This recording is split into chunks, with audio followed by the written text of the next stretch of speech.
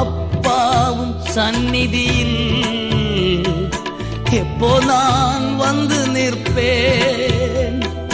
அப்பாவும் சந்நிதியில் எப்போ நான் வந்து நிற்பேன். திருமுகம் கண்டு நான் திருப்தியில் மூழ்குவேன். திருமுகம் கண்டு நான் திருப்தியில் மூழ்குவேன். நீங்க போதும் ஏசப்பா, உங்க சமூகம் எனக்கப்பா.